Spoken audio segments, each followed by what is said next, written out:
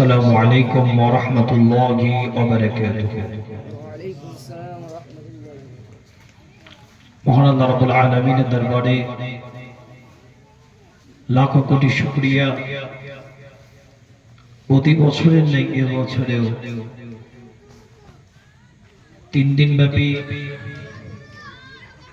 ফকির সাহেব হুজুরের দরবারে ওয়াজ মাহফিল ও ইসালে সওয়াব। গুনাহগার এসেছি আপনাদের খিদমতে, আল্লাহ পাক নিয়ে এসেছেন, এজন্য রবের দরবারে লাখো কোটি শুকরিয়া। আমার ওয়ালিদ সাহেব হুজুর কেবলা, আমার আব্বাজান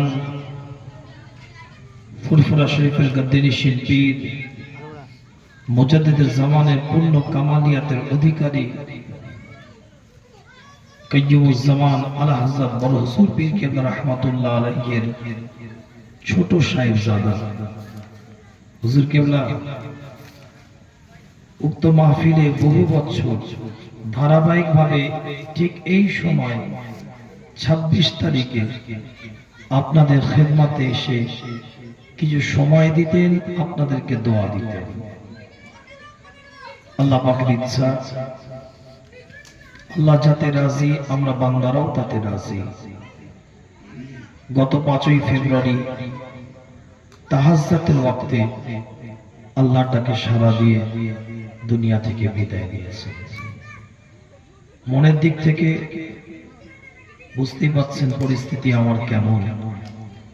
তারপরেও আপনাদের খেদমতে সে আমার হারোয়া, ওখানে একটা ইফতারের মাহফিল ছিল, কোন রকমে ইফতার গালে দিয়ে আপনাদের টাইমটা মেনটেন করার জন্য খুব তাড়াতাড়ি এসেছি। আল্লাহ পাক নিয়ে এসেছেন। হুজুর কেবলার জন্য দোয়া করবেন।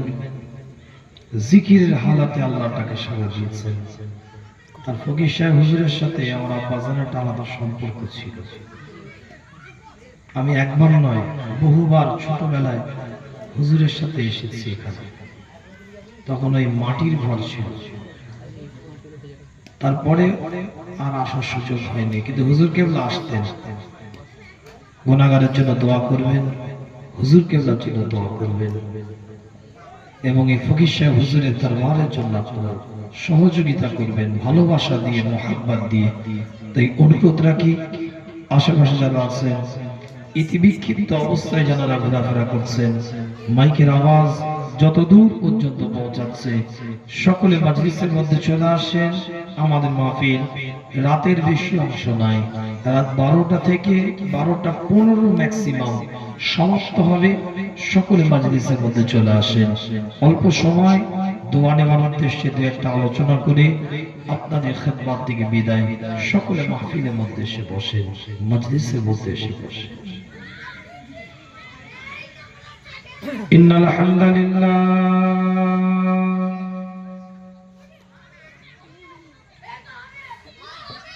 আলহামদুলিল্লাহি রাব্বিল আলামিন ওয়াল আকিবাতু লিল মুত্তাকিন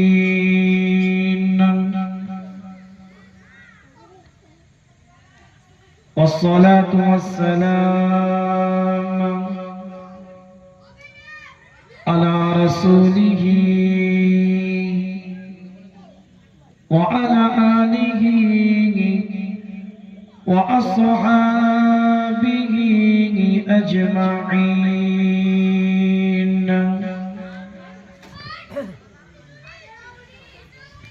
أما بعد فيا أيها الحاضرون رحمنا ورحمكم الله. وقال الله تعالى في شان حبيبه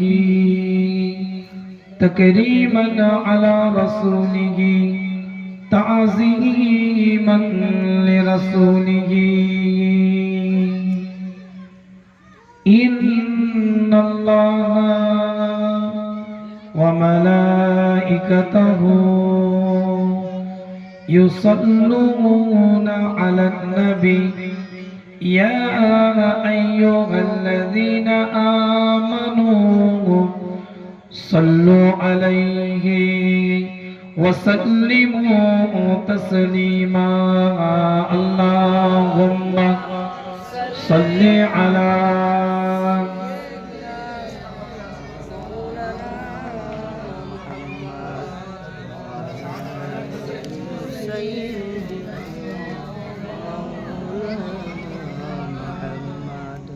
محمد الشهد بورن اللهم صل على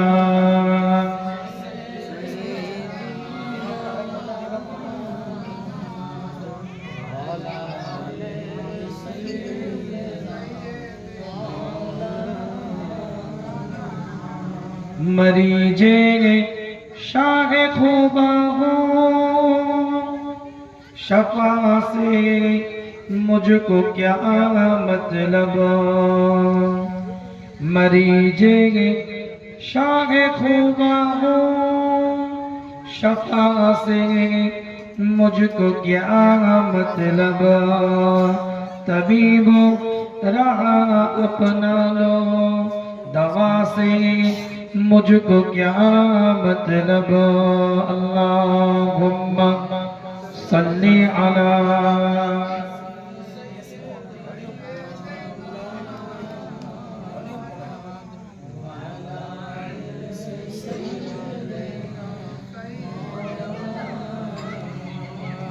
कजा सवार आ जावे नहीं कुछ खौफ है इससे कजा सवार आ जावे नहीं कुछ खौफ है इससे फिदाए रूह वाला हो कजा से मुझको क्या मतलब मरीजेंगे शाग खुदा हो शफा से मुझको क्या मतलब तबीब रहा अपना लो दवा से मुझको क्या मतलब अल्लाहुम्मा सल्ली अला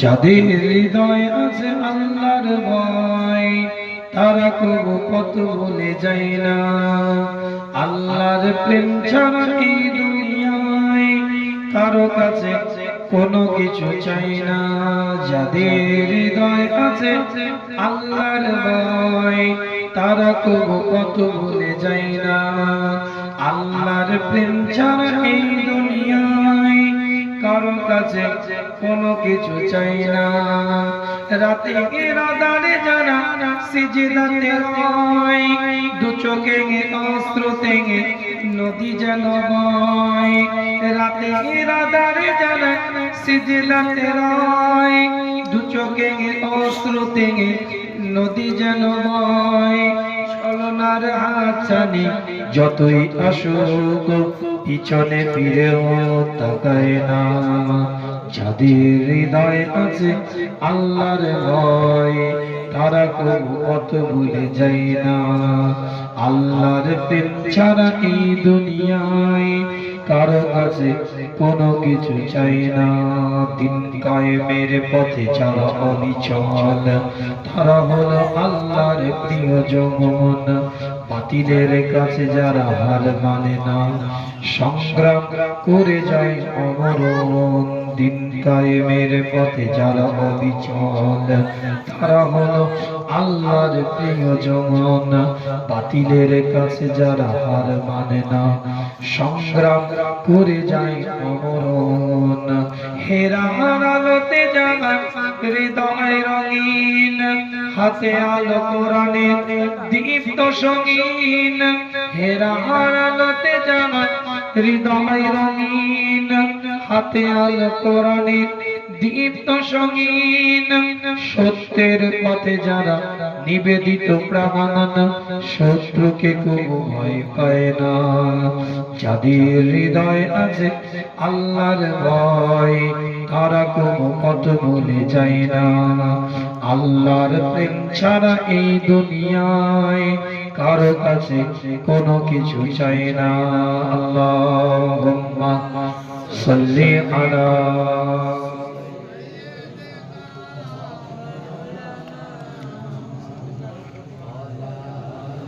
আওয়াজটা ফেটিয়ে ফেলেছো, আওয়াজটাকে শুরু করো, আওয়াজটা ফেটে গেছে। একটু জিকির করেন লা ইলাহা ইল্লাল্লাহ, লা ইলাহা, লা ইলাহা ইল্লাল্লাহ মুহাম্মাদুর রাসূলুল্লাহ। আল্লাহ কা জলওয়া बंदों को दिखला दिया कमली वाले ने। अल्लाह का जलवा बंदों को दिखला दिया कमली वाले ने। जो चाँद छुपी थी बदलों में चमका दिया कमली वाले ने। मैं खाना गिरा बुत खाना बना, मैं खाना गिरा बुत खाना बना, बुत खाना पलट कर काबा बना। तुरबत से उठा कर मुर्दों को, तुरबत से उठा कर मुर्दों को परवा दिया कमली वाले ने। बोलो ना इलाहा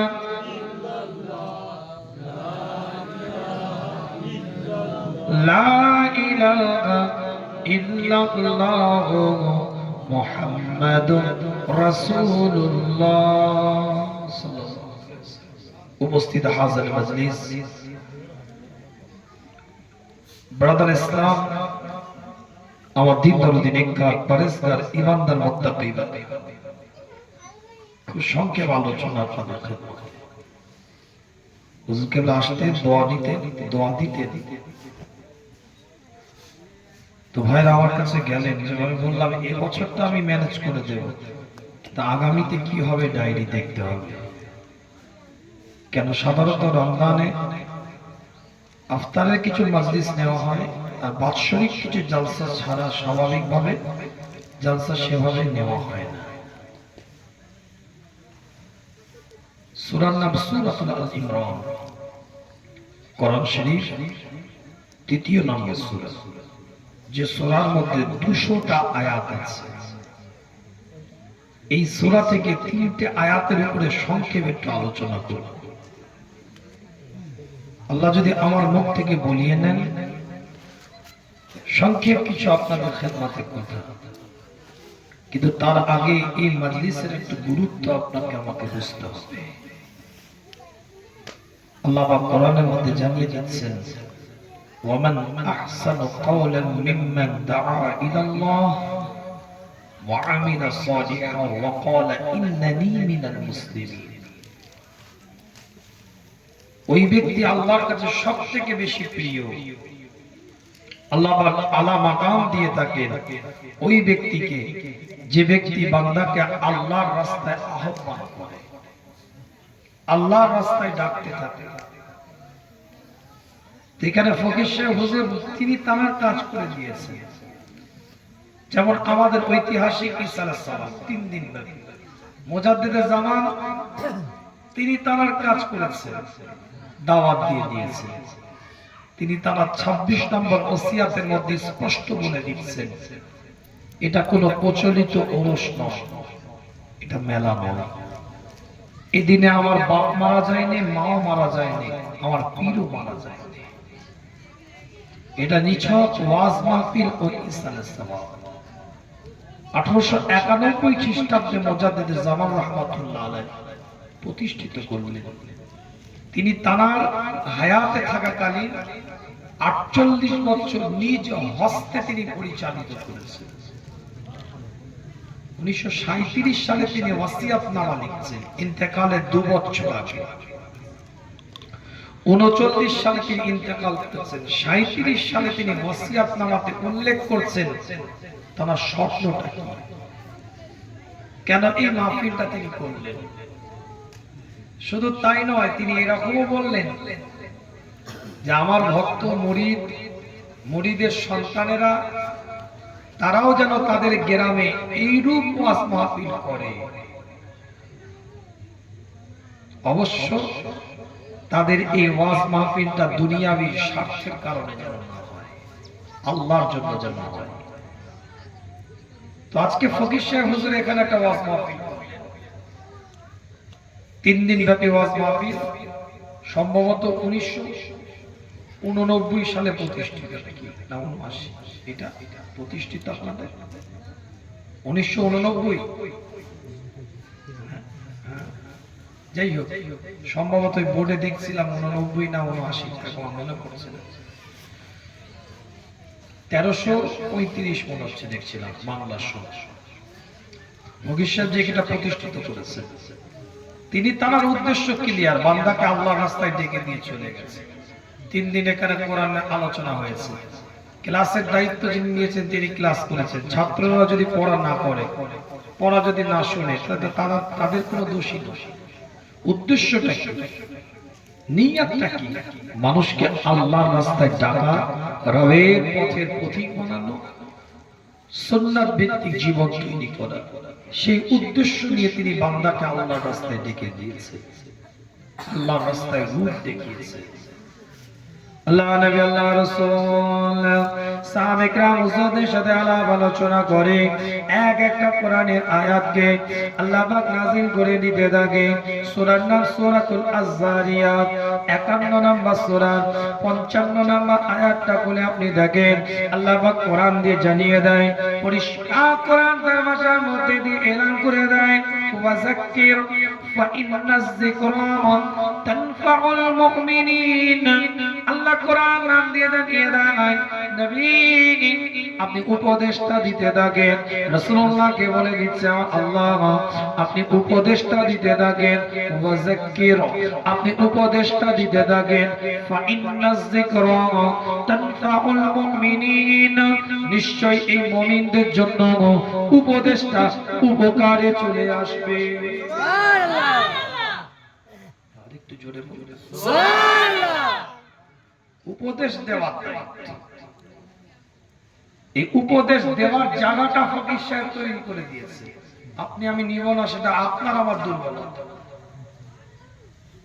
তিনি নিবেন না, উনি নিবেন না, সে নিবেন না, শুধু তাবারুকের সময় ভিড় করব, এটা আপনার আমার দুর্বলতা।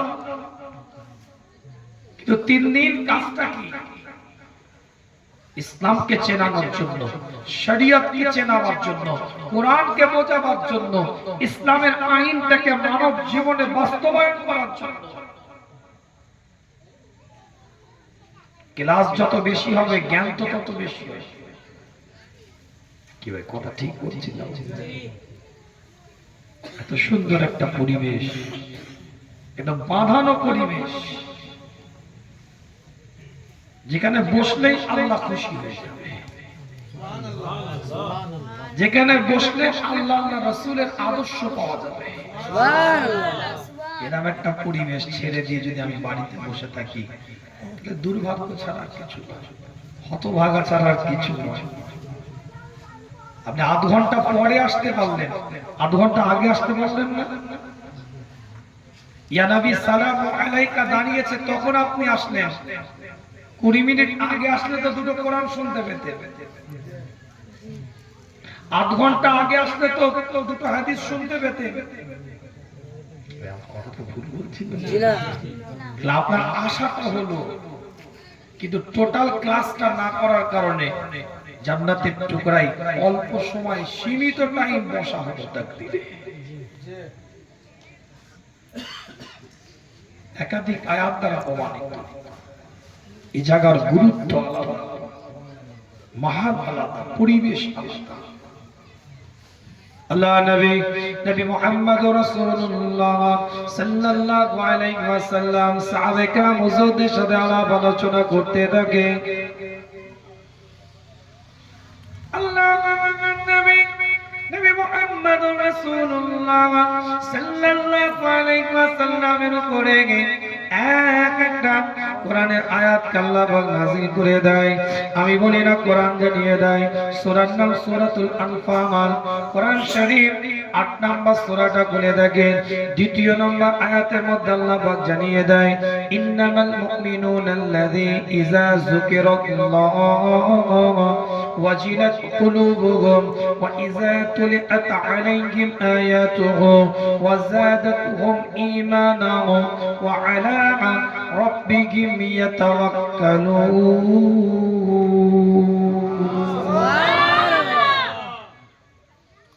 আল্লাহ পাক কোরআন দিয়ে পরিষ্কার করে জানিয়ে দিচ্ছে, ইন্নামাল মুমিনুনা আল্লাযীনা ইযা যুকিরাল্লাহ, প্রকৃত মুমিন তারাই, প্রকৃত মুত্তাকি তারাই।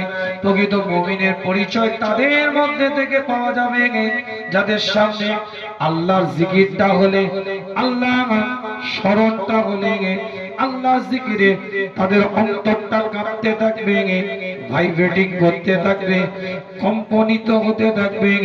ওয়াইজা তুলিআত আলাইহিম আয়াতুহু, তাদের সামনে যখন কোরআনের আয়াতটাকে তেলাওয়াত করা হবে, তাদের ঈমানের নূরটাকে আল্লাহ পাক বাড়িয়ে দিবে।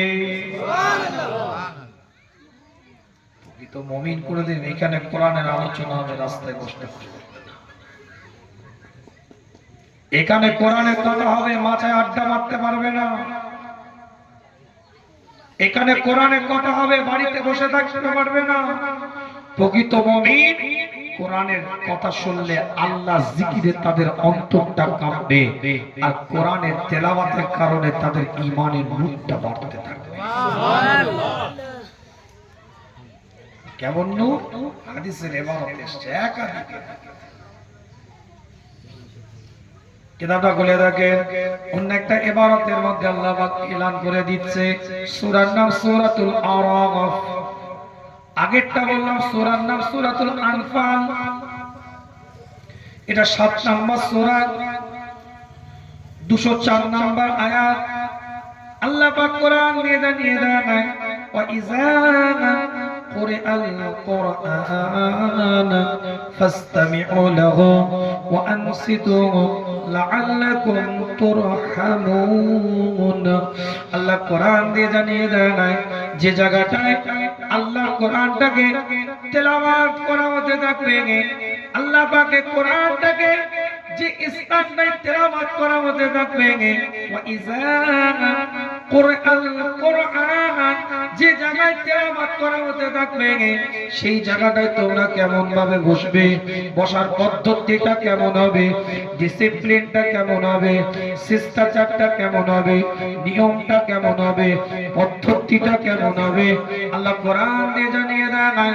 সেই জায়গাটাই তোমরা keep silent, pin up silent, একদম চুপি সরে বসে যাও, নিস্তব্ধতার সাথে, স্তব্ধতার সাথে একদম ওখানটায় তোমরা বসে যাও, এবং তোমরা আশা করতে পারবে, উম্মিদ করতে পারবে, আমি আল্লাহ তোমাদের উপরে রহমত গুলোকে বর্ষণ করছি।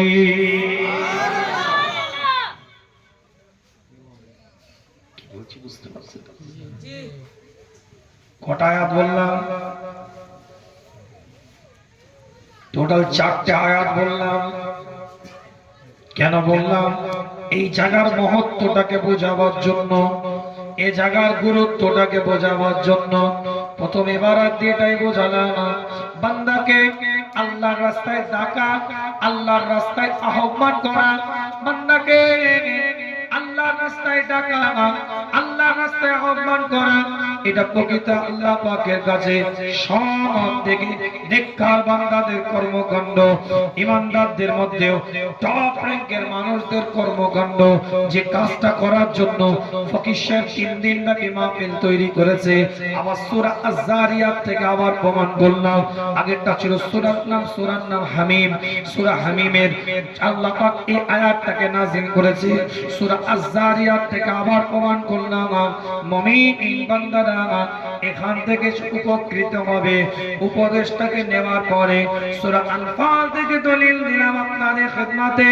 আল্লাহ পাকের জিকিরে যাদের অন্তরটা কাঁপতে থাকবে, যাদের দিলটা কাঁপতে থাকবে, যাদের কলিজাটা কাঁপতে থাকবে, প্রকৃত মুমিনের পরিচয় তারা নিজেরা নিজেদেরকে দিতে পারে। এবং আল্লাহ পাকের কোরআন তেলাওয়াতের মাধ্যম দিয়ে ঈমানের নূরটাকে যারা বাড়িয়ে ফেললো, তারা প্রকৃত মুমিনের পরিচয় দিতে পারবে। এই ইবারতের মধ্যে আল্লাহ পাক জানিয়ে দেয়, এই দুটো সফটওয়্যার যদি কেউ ইনস্টল করে ফেলে, এই দুটো সফটওয়্যার যদি কেউ আপলোড করে ফেলে, আল্লাহর জিকিরে অন্তরটাকে কাঁপিয়ে তোলা, আল্লাহর জিকিরে দিলটাকে ভাইব্রেটিং করে তোলা এবং আল্লাহ পাকের কোরআন তেলাওয়াতের মাধ্যম দিয়ে ঈমানের নূরটাকে বাড়িয়ে তোলা, তেলাওয়াতের মাধ্যম দিয়ে শুনে শুনে জীবনটাকে গড়ে নেওয়া, এই দুটো জিনিস যদি কেউ আপলোড করে ফেলতে পারে, আল্লাহ পাক দায়িত্ব নিয়ে বলছে ওয়া আলা রাব্বিহিম ইয়াতাওয়াক্কালুন, আমি আল্লাহ তাদের অন্তরের মধ্যে আমার ভরসাটাকেও আমি আল্লাহ পাক বাড়িয়ে দিই। সুবহানাল্লাহ। আমি আল্লাহ ওয়া আলা রাব্বিহিম ইয়াতাওয়াক্কালুন, আমার ভরসাটা তার মধ্যে বাড়িয়ে দিয়ে আমি আল্লাহ, তার মানে আমার প্রতি তারা ভরসা করতে শুরু করে দেয়। আর তারপরে যে আয়াতটা বললাম এটা সূরা আনফালে, এই আরাফে যে জায়গায় আল্লাহর কোরআনটা তেলাওয়াত করা হয়, সেই জায়গাটায় তোমরা বসবে। কিভাবে বসবে? একদম চুপ সাইলেন্ট, এবং আশা করবে, উম্মীদ করবে, আমি আল্লাহ তোমাদের উপরে রহমত গুলোকে বর্ষণ করছি। জোরে বলেন সুবহানাল্লাহ। কোন মুফাসসিরিন বলেন যে 20,000 লোক হতে হবে, 30,000 লোক হতে হবে, স্টেডিয়াম খাঁচা খাঁচা ভরা হওয়া হতে হবে, ক্রাউড এরিয়া হতে হবে, জনবহুল জায়গা হতে হবে, তবে আল্লাহ রহমত দিবে। কোন মুফাসসিরিন বলেন একজন ব্যক্তি কোরআন যদি তেলাওয়াত করে আর একজন যদি ওই কোরআনের তেলাওয়াত শ্রবণ করে, ওটাই রহমতের জায়গা, ওটাই জান্নাতের টুকরা, ওটাই নিয়ামতের জায়গা, ওখানে আল্লাহ রহমত বর্ষণ। সুবহানাল্লাহ। কথা কিছু বুঝতে পারছেন? জি। কিতাবটা খুলে দেখেন, হাদিস থেকে দলিল দিয়ে আপনাদের খিদমতে মাসনাদে আহমদটা খুলে দেখেন, 3 নম্বর অধ্যায় 367 নম্বর পৃষ্ঠা, ইমাম হাইসামির লেখা মাজমাউল জাওয়াহিরটা খুলে দেখেন, 7 নম্বর অধ্যায় 162 নম্বর পৃষ্ঠার মধ্যে এসেছে। ইবনে কাসির তাফসীরের একটা বড় কিতাব, ইবনে কাসিরের দ্বিতীয় খণ্ডের মধ্যে এসেছে, এই হাদিসের উদ্ধৃতি নিয়ে এসেছে। সূরা আরাফের 204 নম্বর আয়াতের তাফসীর করতে গিয়ে ইবনে কাসিরের মধ্যে এই হাদিসের উদ্ধৃতিটাকে নিয়ে আসা হয়েছে। মানিস্তামাআ ইলা আয়াতিন মিন কিতাবিল্লাহি كتب له حسنة مضاعفة ومن تلعها كانت له نورا يوم القيامة। আল্লাহ পাক রাসূল নবী করিম সাল্লাল্লাহু আলাইহি ওয়াসাল্লাম জানিয়ে দেন, মান ইসতামাআ ইলা আয়াতিন মিন কিতাবিল্লাহি, কোরআনের একটা আয়াত যদি কেউ শ্রবণ করে, কোরআনের একটা আয়াত যদি কেউ কর্ণপাত করে, একটা আয়াত যদি কেউ শ্রবণ করতে থাকে, আল্লাহ রাসূল এলান করে দেন, আল্লাহ পাক ওই ব্যক্তির নামায় আমলে বহুগুণ সওয়াব বর্ষণ করতে থাকে, বহু নিয়ামত আল্লাহ পাক দান করতে থাকে, বহু মর্যাদা আল্লাহ পাক দান করতে থাকে। যদি আল্লাহ পাকে কোনো বান্দা ওমান তালাহা কানাত লাহু নূরান ইয়াউমাল কিয়ামাতি, আল্লাহ পাকে কোনো বান্দা যদি কোরআনের একটা আয়াতকে তেলাওয়াত করে, আল্লাহ পাক ওই আয়াতটাকে কিয়ামতের দিনে নূর বানিয়ে তাদেরকে হাদিয়া দান করে দেয়। জোরে বলবেন সুবহানাল্লাহ। আরেকটা আওয়াজ দিয়ে বলা যাবে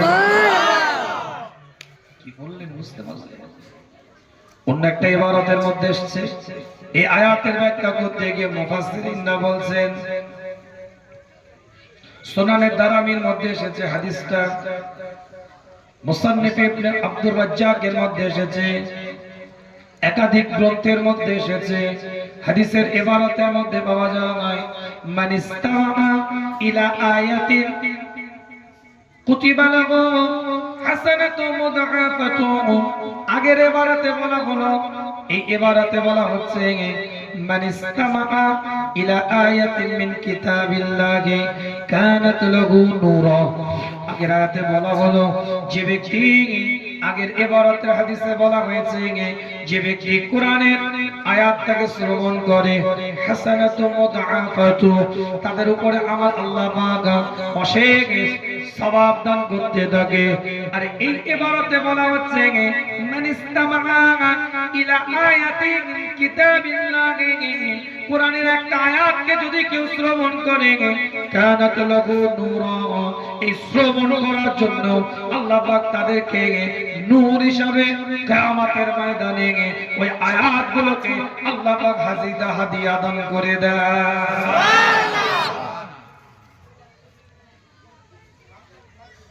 আগের ইবারতে বলা হলো শ্রবণ করলে অশেষ সওয়াব পাওয়া যাবে। ওমান তালাহা কানাত লাহু নূরান ইয়াউমাল কিয়ামাতি, তেলাওয়াত করলে ওটাকে নূরে রূপান্তরিত করে হাদিয়া দেওয়া হবে। আর মাসনাদে আপনার সুন্নাহ এই ইবারতে বলা হচ্ছে, মুসান্নিফ ইবনে আব্দুর রাজ্জাককে বলা হচ্ছে, ইমাম দারামির riwayতের মধ্যে বলা হচ্ছে, কি বলা হচ্ছে, যদি কেউ এই একটা কোরআনের আয়াতকে যদি শ্রবণ করে, মানিস্তামা ইলা আয়াতিন মিন কিতাবিল্লাহ, একটা আয়াতকে যদি কেউ শ্রবণ করে, কানাত লাহু নূরান ইয়াউমাল কিয়ামাতি, ওইটাকে আমার আল্লাহ কিয়ামতের ময়দানে নূর বানিয়ে তাদেরকে হাদিয়া দেবে। সুবহানাল্লাহ। বোঝা যাচ্ছে তো নাকি? তিন দিন ঐতিহাসিক ইসলাম বুঝতেই পারছে। আপনাদের কাছে গল্প করা মানে মায়ের কাছে মামার বাড়ি গল্পের ন্যায় হয়ে যাবে। কি পরিস্থিতি যায় আপনারা জানেন। দরবার কেন্দ্রে কিছু দায়িত্ব খিদমত থাকে, আপনারা জানেন। তারপরে আবার রোজার মাস, আল্লাহ পাক কবুল করেন, তারপরেও যে আল্লাহ কিছু কথা বলিয়ে নিচ্ছেন, লাখো কোটি শুকর। এই যে দুটো হাদিসের দ্বারা এটা প্রমাণিত যে আয়াত শুনলেও আল্লাহ নূর করে দেয়, আর আয়াত তেলাওয়াত করলেও আল্লাহ নূর বানিয়ে দেয়। প্রমাণ হচ্ছে তো নাকি? দুটো কোরআনের আয়াতকেও প্রমাণ করেছি আপনাদেরকে, সূরা আরাফ থেকে, সূরা আনফাল থেকে। এই যে কিয়ামতের ময়দানে নূর দেওয়া হবে, এটা হাদিস দ্বারা সরাসরি প্রমাণ। এখনো কোরআনের কোনো দলিল দিইনি, আসলে কোরআনের দলিল দিচ্ছি যে কিয়ামতের ময়দানে নূর দেওয়া হবে, এবং সেই নূরটা কোথাকার এটা বোঝাবো। এই জালসার পরিবেশটা বুঝে যাবেন, পুরো বিষয়টা জেনে যাবেন।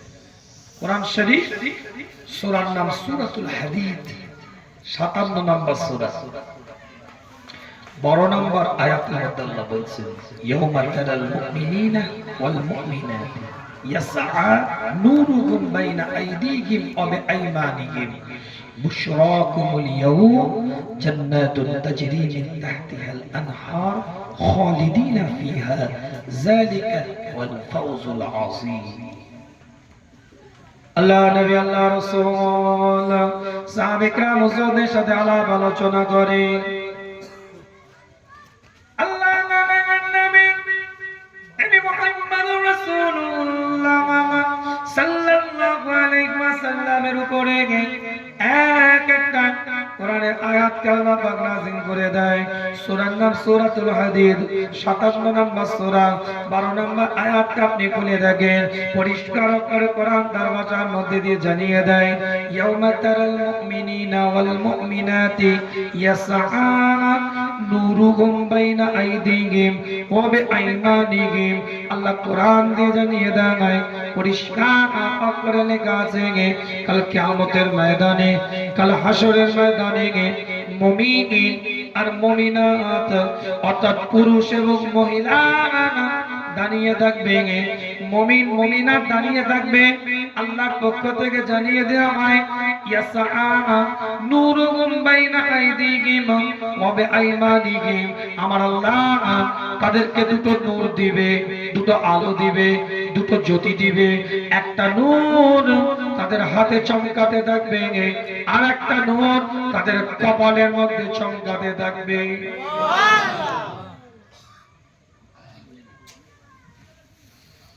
কথাটা কিছু বোঝা যাচ্ছে? হাদিস দিয়ে কি বুঝলেন? যে আল্লাহ নূর দিবে বলেছে কাদেরকে? যারা দুনিয়াতে কোরআন শুনেছে এবং কোরআন তেলাওয়াত করেছে। কোরআন বলছে দুটো নূর দিবে, একটা হাতে চমকাবে, একটা কপালে চমকাবে। আর সূরা আনফাল বলছে কোরআনের আয়াতের দ্বারাই তাদের ঈমানটাকে, আমার আল্লাহ পাক ঈমানের আলোগুলোকে, নূরগুলোকে, জ্যোতিগুলোকে আল্লাহ পাক বাড়িয়ে দিতে থাকে। জোরে বলে একটা নূর তাদের কপালে চমকাবে। আল্লাহ নবী মুহাম্মদ রাসূলুল্লাহ সাল্লাল্লাহু আলাইহি ওয়াসাল্লাম জানিয়ে দেন, একাধিক হাদিস দ্বারা প্রমাণিত, একাধিক কোরআনের আয়াত দ্বারা প্রমাণিত, আল্লাহ পাক শুধুমাত্র দুটো নূর দিবে এটা নয়, আল্লাহ সেই দিনে দুটো নূর নিয়ে পুরুষ এবং মহিলা, মুমিন এবং মুমিনাত ওই জায়গাটায় দাঁড়িয়ে থাকবে। রবের পক্ষ থেকে, আল্লাহর পক্ষ থেকে, মাওলার পক্ষ থেকে তাদেরকে সুসংবাদ জানিয়ে দেওয়া হবে। বুশরাকুমুল ইয়াওম, তাদেরকে সুসংবাদ জানিয়ে দেওয়া হবে। জান্নাতুন তাজরি মিন তাহতিহাল আনহার, আল্লাহ পাক তাদের জন্য জান্নাতটাকে বরাদ্দ রেখে দিয়েছে, যে জান্নাতের তলদেশ দিয়ে আল্লাহ পাকের নদীগুলো প্রবাহিত হচ্ছে। এই জান্নাতটা তাদের জন্য আল্লাহ বরাদ্দ করে দিয়েছে। যালিকা ওয়াল ফাওজুল আযীম, আর এটাই তাদের জন্য সাকসেসের মৌলিক মানদণ্ডে আল্লাহ তাদেরকে পৌঁছে দিয়েছে। তারা সাকসেস হয়ে গেছে, দুটো নূর পেয়ে গেছে, জান্নাত পেয়ে গেছে, তারা সাকসেসের মানদণ্ডে চলে গেছে।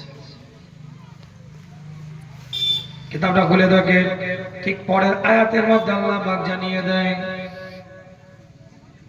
ওই দিনটায়, ওই স্থানটায়, ওই জায়গাটায় যেমন মুমিন মুমিনাত গুলো দাঁড়িয়ে থাকবে, ঠিক ওই রকম ওই দিনটা নয়। ইয়াউমা ইয়াকুলুল মুনাফিকুনা ওয়াল মুনাফিকাতু, সেই দিনটায় মুনাফিকদের একটা দল থাকবে, তারা বলতে থাকবে, ইয়াউমা ইয়াকুলুল মুনাফিকুনা ওয়াল মুনাফিকাতু, মুনাফিকগুলো বলতে থাকবে, লিল্লাযিনা আমানু নজুর নাকতাবিস মিন নূরিকুম, তোমাদের হাতে যে নূরটা চমকাচ্ছে, তোমাদের কপালের মধ্যে যে নূরটা চমকাচ্ছে, লিল্লাযিনা আমানু নজুর নাকতাবিস মিন নূরিকুম, তোমাদের হাতের মধ্যে, তোমাদের কপালের মধ্যে যে নূরগুলো চমকাচ্ছে, অর্থাৎ মুমিন বান্দাদের নূরগুলো দেখার পরে, আলোগুলো দেখার পরে, জ্যোতিটা দেখার পরে মুনাফিক পুরুষ মহিলা বলতে থাকবে আওয়াজ নিয়ে, তোমাদের নূরগুলো থেকে আমাদেরকে একটু নূর দেওয়া হোক, একটু আমাদেরকে জ্যোতি দেওয়া হোক, একটু আমাদেরকে আলো দেওয়া হোক।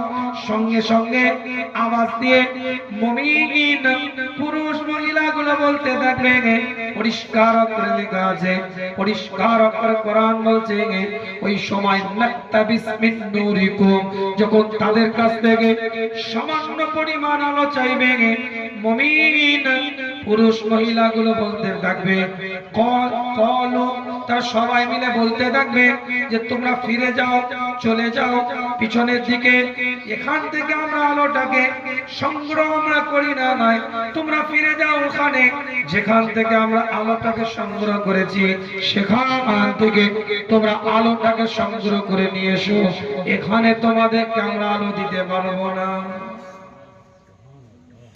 কি বলছে বুঝতে পারছে? قيل ارجعوا وراءكم فالتمسوا نورا, কোরআনে এখানে দিতে পারবো না, যেখান থেকে আলো আমরা সংগ্রহ করে নিয়ে এসেছি সেখান থেকে আলো নিয়ে এসো। তাহলে সংগ্রহ কোথা থেকে করলো? ওয়াজ ভুলে গেল, সংগ্রহটা কোথা থেকে করলো? এই সমস্ত ওয়াজের মাহফিলে বসে কোরআন শুনে বা কোরআন তেলাওয়াত করে 20 বছর, 30 বছর, 40 বছর, 50 বছর, 60 বছর ভালো মানুষের সান্নিধ্যে গিয়ে, ভালো মানুষের সহবতাপ্তা হয়ে, ওয়ারকাউ মা'আর রাকিঈনের পরিচয় দিয়ে, ইবাদিল্লাহিস সালিহিনের পরিচয় দিয়ে, নেককার বান্দাদের কাছে গিয়ে দুনিয়াতে এই সমস্ত ওয়াজের মাহফিলগুলোকে গুরুত্ব দিয়ে তেলাওয়াত শুনে, তেলাওয়াত করে, শরিয়ত জেনে এখান থেকে তারা আলোগুলোকে সংগ্রহ করেছে।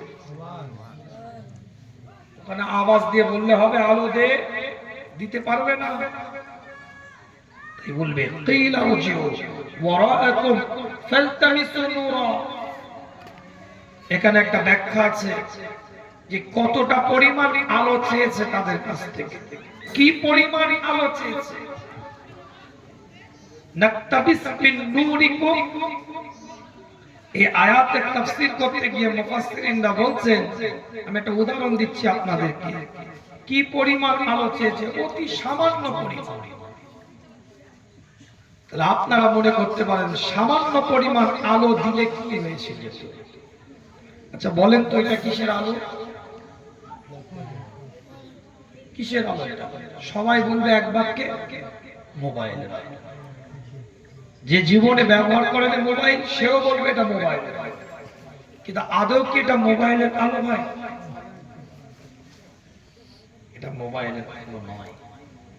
আপনার মোবাইলটা 20% চার্জটা যখন কমে যায়, আপনাকে 220 ভোল্টে একটা কারেন্টে চার্জিং সিস্টেমে ইউএসবি কর্ডের মাধ্যমে আপনার মোবাইলে একটা চার্জ দিতে হবে। এই 220টা 440 সাথে লেগে আছে। 440টা 11,000, 11,000টা 33,000, 33,000টা পাওয়ার সাপ্লাইয়ের সাথে লেগে আছে। তাহলে বুকে হাত দিয়ে বলেন, পাওয়ার সাপ্লাই থেকে 33,000, 33,000 থেকে 11,000, 11,000 থেকে 440, 220 হয়ে চার্জিং সিস্টেম পয়েন্ট দিয়ে ইউএসবি কর্ডের মাধ্যম দিয়ে আপনার মোবাইলের পিছনে যে ব্যাটারিটা আছে, এই ব্যাটারির মধ্যে ওই কারেন্ট সাপ্লাইটা সংরক্ষিত ছিল। আপনি যেখানে সেখানে আলোটা জ্বালাতে পারছেন। এই আলোটা দেখে যদি আপনি আমাকে বলেন যে হুজুর ওখান থেকে তো আমাকে আলো দেন, আমি দিতে পারবো? তাহলে আমাকে বলতে হবে যে আমি এখান থেকে আলো দিতে পারবো না, যেখান থেকে আলো নিয়েছি সেখান থেকে আলো নাও। তাহলে এখান থেকে আলো দেওয়া সম্ভব নয়, কেন এই আলো ওখানকার সঞ্চয়কৃত আলো নয়। দুনিয়াতে জীবন তৈরি করে তারা আলোটাকে সংগ্রহ করেছে, সঞ্চয় করেছে, ওই কিয়ামতের ময়দানে আল্লাহ আলোটাকে ফুটিয়ে দিয়েছে জুড়ে। তাই জন্য প্রত্যেকটা মুমিন মুমিনাত বলবে কিলা রজিউ ওয়ারাআকুম ফালতামিসু নূরা, ফিরে যাও, আলো আমি এখান থেকে দিতে পারবো না। যাও, যেখান থেকে আলো নিয়েছি ওখান থেকে আলো সংগ্রহ।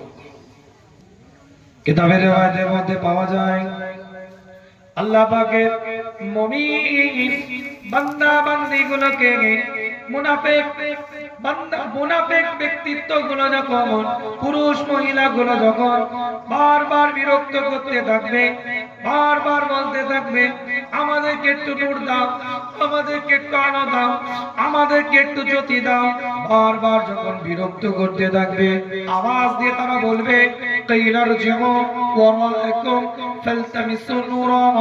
বারবার বলার পরেও কিতাবের রিওয়ায়াতের মধ্যে পাওয়া যায় ফাদুরিবা বাইনাহুম বিসুরিল লাহু বাব। আল্লাহ পাক কোরআন দিয়ে জানিয়ে দিচ্ছে যখন বারবার মুনাফিকরা মুমিনদেরকে বিরক্ত করতে থাকবে, আমার আল্লাহ তাদের মাঝখানে একটা দরজা করে দিবে। ফাদুরিবা বাইনাহুম বিসুরিল লাহু বাব, একটা দরজা আল্লাহ পাক করে দিবে। জাহিরুহু, কিতাবের রিওয়ায়াতের মধ্যে পাওয়া যায় বাতিনুহু আল্লাহর রহমতের ভিতরে যারা থাকবে তারা আল্লাহর রহমতের মধ্যে থাকবে। ওয়াযাহিরুহুম মিন কিবালিল আযাব, আর যারা বাইরের অংশে থাকবে তা আল্লাহর আযাব তারা পাতিত হতে থাকবে। আমার আল্লাহ তাদের একটা মাঝখানে দরজা করে দিবে, মুমিন বান্দা এবং মুনাফিকদের মধ্যে আমার আল্লাহ পাক ডিভাইড করে দিবে। পরের ইবাদতের মধ্যে পাওয়া যায় তারা আওয়াজ দিয়ে বলতে থাকবে, যখন দরজা তৈরি হয়ে যাবে আওয়াজ দিয়ে তারা বলতে থাকবে, মুনাফিকরা চিৎকার আওয়াজ দিয়ে বলতে থাকবে মুমিনদের দিকে লক্ষ্য করে যে তোমরা কি আমাদেরকে চিনতে পারছো না? পরের ইবাদতের মধ্যে এসেছে 14 নম্বর আয়াতে পরিষ্কার আল্লাহ কোরআন দিয়ে জানিয়ে দেয়, সময় সীমিত, ছোট্ট করে আপনাদেরকে অর্থটা বলি। বারবার যখন তারা বলতে থাকবে তোমরা কি আমাদেরকে চিনতে পারছো না, তোমরা কি আমাদেরকে বুঝতে পারছো না, মুমিন বান্দা বান্দীগুলো আওয়াজ দিয়ে বলবে ক্বালু বালা, হ্যাঁ তোমাদেরকে চিনি, তোমরা হচ্ছে তারা নয় যাদেরকে এত শরীয়তের কথা বলার পরেও, এত দিনের কথা বলার পরেও, এত ইসলামের কথা বলার পরেও, শরীয়তের হুকুম অনুযায়ী পরিচালিত হওয়ার জন্য অনুরোধ করার পরেও কিন্তু তোমরা দুনিয়ার বুকে সঠিকভাবে নিজের জীবনটাকে পরিচালনা করো নাই, তখন শুধুমাত্র নিজের জীবনটাকে হাবুতাশ করে কাটিয়ে দিয়েছো। আজ বলে দিন তোমাদেরকে চিনতে পারছি, তোমরা তো তারাই যখন তোমাদেরকে নামাজের জন্য বলতাম তোমরা মাচায় বসে পাবজি খেলতে, তোমরা তো তারাই যখন তোমাদেরকে কোরআনের দাওয়াতের জন্য ডাকতাম, ওয়াজের মাহফিলে বসতে যখন ডাকতাম তোমরা রাস্তার উপরে মাচার মধ্যে বসে ঠাট্টা করতে। সফটওয়্যার গেম বেরিয়ে গিয়েছে, ক্যারাম বোর্ড, লুডু, পিকটু, তাস, গোটা পৃথিবীর মধ্যে জুয়া চলছে, মুসলমানের বাচ্চা সেটাই আসক্ত হয়ে আছে। এখানে কোরআনের জন্য ডাকা হয় আর ওখানে মাচায় বসে আড্ডা মেরে কাটিয়ে দেয়। মুমিন বান্দা ছাড়বে না, ওই দিনে বলবে চিনি তোদেরকে, তোদেরকে ডেকেছিলাম শরীয়তকে চেনার জন্য, দ্বীনকে বোঝার জন্য, ইসলামের আইনকে চেনার জন্য, রাসূলুল্লাহর আদর্শকে বোঝার জন্য, কোরআনের আইন অনুযায়ী নিজেদের জীবনটাকে পরিচালিত করার জন্য ওদেরকে ছক কষে বোঝানো হয়েছিল, ছক কষে তোদেরকে জানানো হয়েছিল এটা দ্বীন নয়, এটা দ্বীন, এটা ইসলামের আদর্শ নয়, এটা ইসলামের আদর্শ, এটা কোরআনের আইন নয়, এটা কোরআনের আইন, এটা রাসূলুল্লাহর নীতি নয়, এটা রাসূলুল্লাহর নীতি। সেদিন তোরা আমাদের কথাগুলোকে উপহাস করে চলে গেছিলিস, মান্যতা দিসনি, ডন্ট কেয়ার, কিছু মনেই করিসনি। আজ আলো নিতে এসেছিস, পারবো না দিতে, তোদেরকে চিনি, তোরা তারাই যারা আমার পাশের বাড়িতে থেকে আমার প্রতিবেশী হয়ে আমার ভাইয়ের পরিচয় দিয়ে, আমার বোনের পরিচয় দিয়ে, আমার আত্মীয় স্বজনের পরিচয় দিয়ে ইসলাম মানিসনি, দ্বীন মানিসনি, কোরআন মানিসনি, কিন্তু আমরা সেই সময়গুলোকে কাজে লাগিয়ে আলো সংগ্রহ করেছি। আল্লাহ আলো দিয়ে কিয়ামতের ময়দানে চমকে দিয়েছে। সুবহানাল্লাহ। তারা বুঝতে পারছে? জি না না। অনেকে আবার বলে কি হবে সব ডেলিভারি দিয়ে দিল, কথা কিছু বুঝতে পারছে তো? তুচ্ছ তাচ্ছিল্য করে যদি কেউ ওয়াজের মাহফিলের পরিবেশকে যদি এইরকম ভাষায় আক্রমণ করে আল্লাহর দরবারে দায়ী হতে হবে।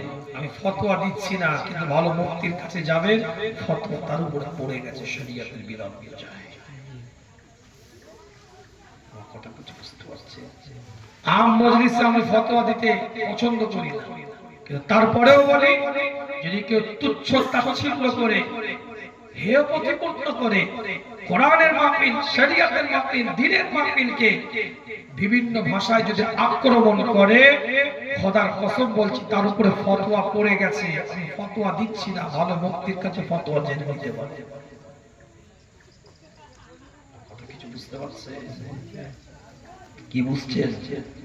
এটা রহমতের জায়গা, কোরআনের জায়গা, শরীয়তের জায়গা, দ্বীনকে বোঝার জায়গা, ইসলাম অনুযায়ী নিজেদের জীবনটাকে পরিচালিত করার জায়গা।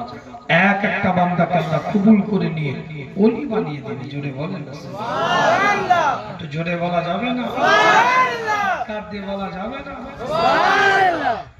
আল্লাহ নবী নবী মুহাম্মদ রাসূলুল্লাহ সাল্লাল্লাহু আলাইহি ওয়াসাল্লাম সাহাবে کرام হুজুরদের সাথে আলোচনা করতে থাকে। এক একটা কোরআনের আয়াতকে আল্লাহ পাক নাযিল করে দেয়, এক একটা ইবারতকে আল্লাহ পাক নাযিল করে দিতে থাকে। বানোয়াটি আলোচনা আপনাদের খিদমতে নয়, দলিল দিয়ে কথাগুলো আপনাদের খিদমতে বোঝাতে চেয়েছিলাম। এই ওয়াজের মাহফিলে গুরুত্ব দেন, এই জলসার মাহফিলটার গুরুত্ব দেন। আল্লাহ পাকের কোন বান্দা আমার যখন ওয়াজের মাহফিলের দিকে যেতে থাকে, কোরআনের মাহফিলের দিকে যখন যেতে থাকে, শরিয়াতের মজলিসের জন্য দিকে যখন যেতে থাকে, সে একা গিয়ে যায় না, তার সাথে ৭০,০০০ আল্লাহ পাকের ফেরেশতা তাদের সঙ্গী হয়ে ওয়াজের মজলিসের দিকে আগাতে থাকে। সুবহানাল্লাহ সুবহানাল্লাহ জোরে বলা যাবে না সুবহানাল্লাহ।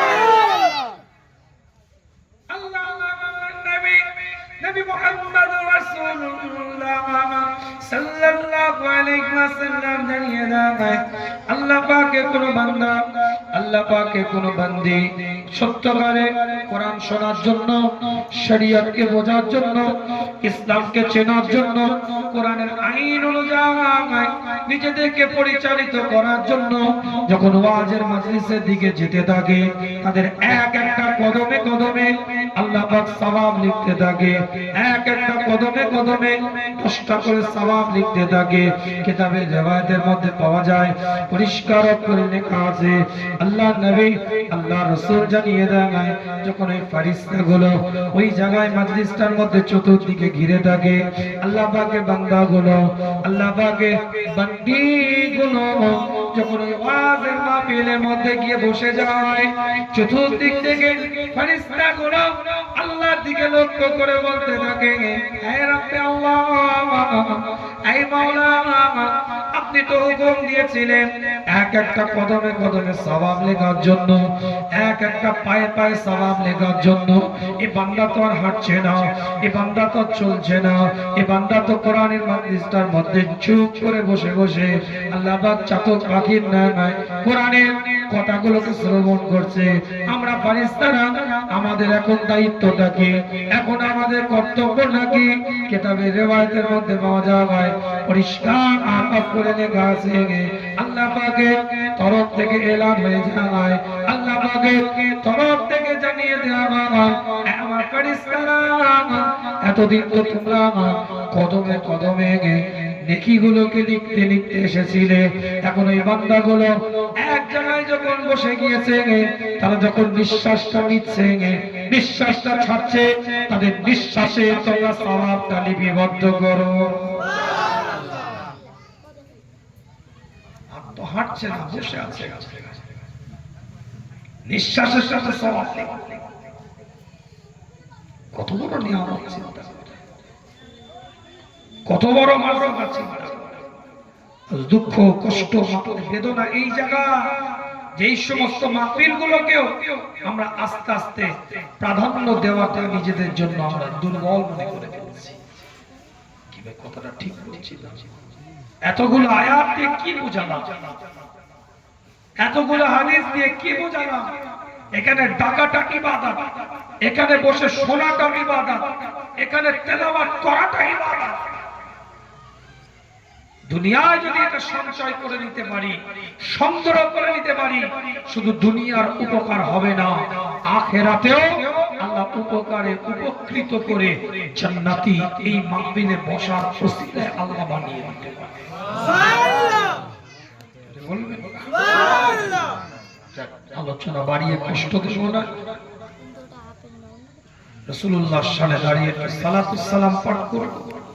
আশেপাশে যারা আছে পরিবেশটা তৈরি করে, মাহফিলের মধ্যে আসে, মাজলিসের মধ্যে এসে বসে, সকলে এসে রাসূলের সাথে দাঁড়িয়ে একটু সালাতুস সালাম পাঠ করি, দোয়া সাবরে সানি ইসাল সব হবে। ইয়া নবী